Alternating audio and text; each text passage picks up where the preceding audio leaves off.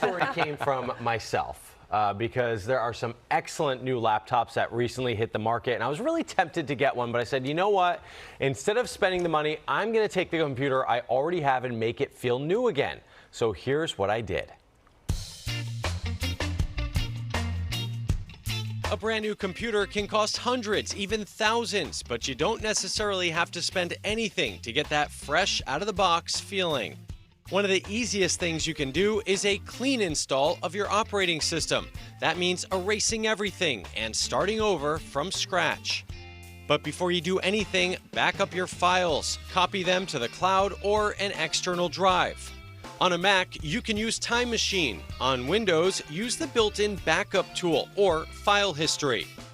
Also, make a list of any apps that you use plus important settings. That way you can set things back up just the way you like.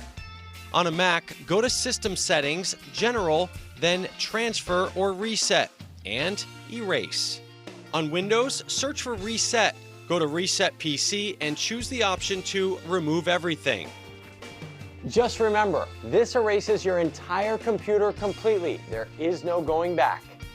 When you set it back up, you can install only what you need and leave the clutter behind. Don't forget to give your computer a little TLC. Some canned air and a gentle cleaner like Whoosh can make it look and feel like new again.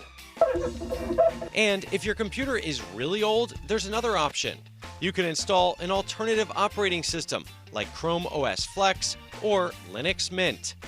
Chrome OS Flex turns an old computer into more of a Chromebook, while Linux Mint is lightweight and feels like Windows, but most programs come from its own app store, not Microsoft. Both are free, lightweight, and can make even a 10-year-old computer feel fast again. Great for web browsing, email, and streaming video, and in many cases, more secure than what you had before. In my next story, I'll tell you how I built an offsite NAS for my backup file. No, I'm just kidding. I don't even know what that means. I know.